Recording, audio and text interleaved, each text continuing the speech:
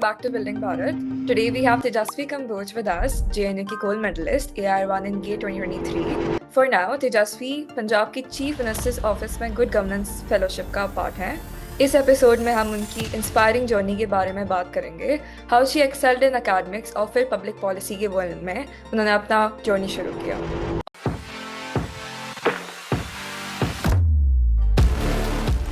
Alright Tejasvi, my first question to you would be, आपका academic background इतना strong रहा है, JNU की gold medalist, AIR1 in GATE, तो क्या चीज़ थी जिन्होंने आपको public policy explore करने में motivate किया instead of going for a conventional academic या research path? Right. Firstly, thank you so much for having me, Malika. Means a lot, and really looking forward to sharing my experience if it can help anyone. For me, the turning point sort of was the annual winter school of IIM Ahmedabad that I was selected for.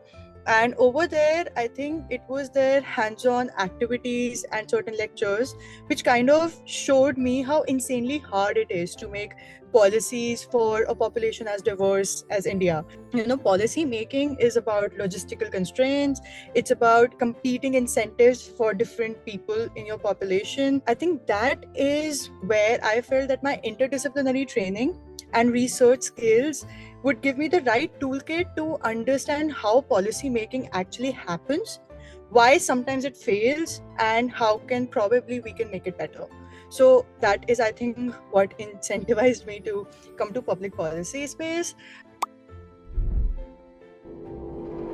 Moving on to your LAM fellowship experience, आप एक LAM fellow रहे हैं जो India के policy ecosystem में एक launch pad माना जाता है. उन लोगों के लिए जो इस फेलोशिप से फेमिलियर नहीं है, क्या आप उनको बता सकती है कि ये फेलोशिप एग्जैक्टली क्या होती है एंड किस तरह का एक्सपोजर देती है? So basically, LAM stands for Legislative Assistance to Member of Parliament. It's a fellowship program by PRS Legislative Research that places fellows, around 50 fellows from across the country, 1 MP each. So there are about 50 MPs, right, for a period of around 10 to 11 months. Okay, it begins with a very intensive training program for 3 to 4 weeks where we are trained over how to draft parliamentary research, interventions, do the legislative research, and various other things related to specific sectors. During the non-session period, there are workshops which are conducted by PRS Legislative Research where they bring in industry experts, policy experts, and sometimes even MPs to talk about various issues and how we can better contribute to it. So, Tejasvi, my next question to you would be, application process कैसा था इस fellowship के लिए, including the online application and essays, the evaluation test, what kind of CGPA criteria does it constrained of?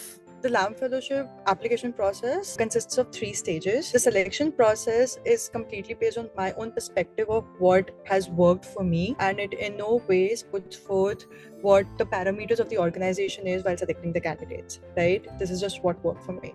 So the first stage is an online application where you're supposed to put forth your details, your resume, and we're supposed to submit 2 essays. One is a policy essay on any issue and its policy implications, and the second one is a statement of purpose, right? The second one is an evaluation test where the candidates are given 1 to 2 questions and they have to research and submit the answers within a span of 1 to 2 hours.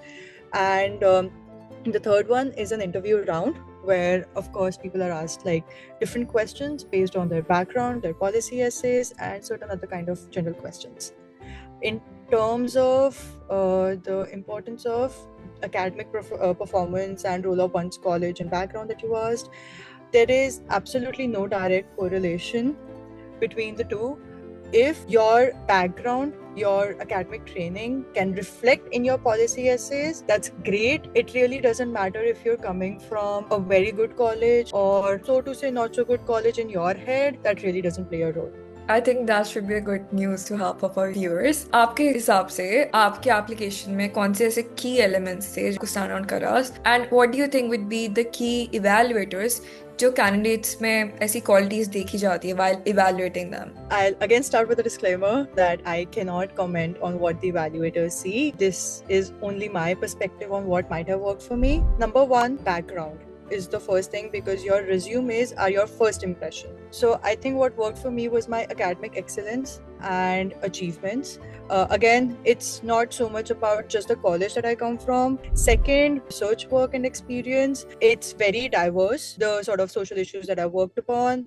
And that kind of also shows my passion for the social issues that I've chosen those topics to work upon. The second thing I feel is your writing skills in the written application, which is your second impression. In most of these public policy fellowships, you see they usually ask for policy essays, right? So I think my interdisciplinary understanding and academic writing kind of like reflected in those essays. So which is something when I take guidance sessions for LAM fellowship applications, this is one thing I always tell people, that make it as holistic and as interdisciplinary as possible. Your essay should not look like it's an economics student essay or it's a sociology student essay. It should look like somebody who has an awareness of almost like all aspects of a particular issue. The third thing, I think during the interviews, which is the third, additional to all the above things, communication skills, my knowledge about my field of work, and I think the ability to come up with pragmatic solutions and answers in less time. One very important aspect I feel, which is definitely something that the evaluators seek, is the willingness to work hard and willingness to learn new things. Reflect that in your interviews and even in your application somewhere. I think that's a great quality. I think people should take advice from people who are already experienced in this field, I believe. Absolutely. Next question to you. जब आप MP के office में काम कर रही थी as a lamp fellow, तो सबसे चैलेंजिंग तो सबसे रिवॉर्डिंग एस्पेक्ट कौन से थे? Great question.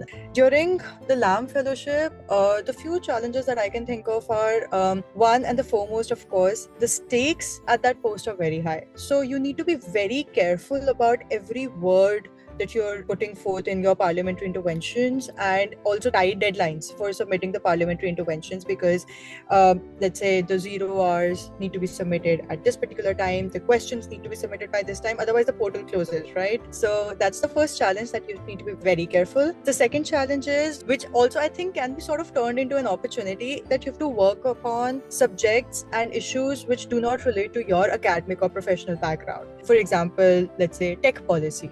Right, I'm not a tech person, but I have worked on tech policy and AI and all those things. Third thing is, this is something I also sort of want to talk about later in detail, but keeping a check on your mental health. Managing the workload in not just LAM but any fellowship is definitely very challenging. But one formula I think that defines my work principle and has really helped me is note, structure, track, feedback, reflect. So the first thing is note. Planners I think are my sort of best friends. This is my planner. The second is a follow-up of this, that always keeping a track of the deadlines. And that is very essential in LAMP especially. Third is the structure thing. Always prepare a rough structure and a preliminary research. And once my entire thing is done, my structure is ready, it's then that I work on finalizing it. The fourth is the feedback thing, and take up feedbacks from my MP and even other people associated with that task. And I think lastly, reflecting on my work and checking if there are possible elements of improvement. So these small habits kind of made the pace very manageable and the work, I think, more meaningful for me. I think I will surely start keeping a to-do list as well now.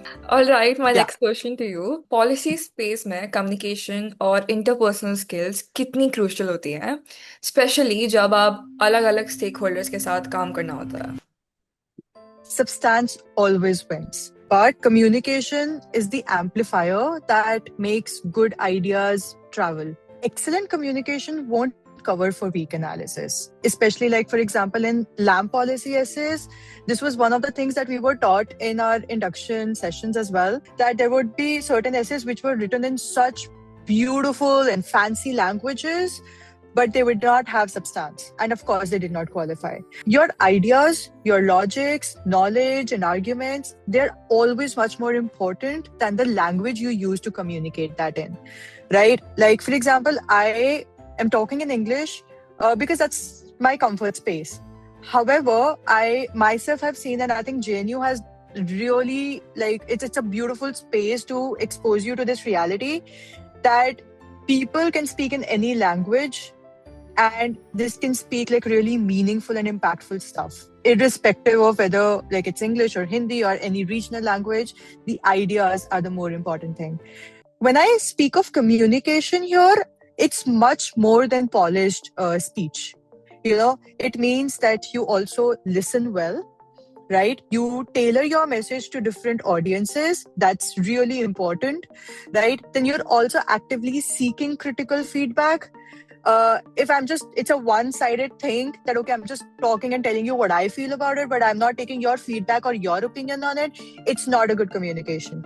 Especially in the fellowships and the government spaces, I feel it's a lot more about building relationships than having a transactional contact. It's not just like getting work done, also about, building a relationship because we have to work together.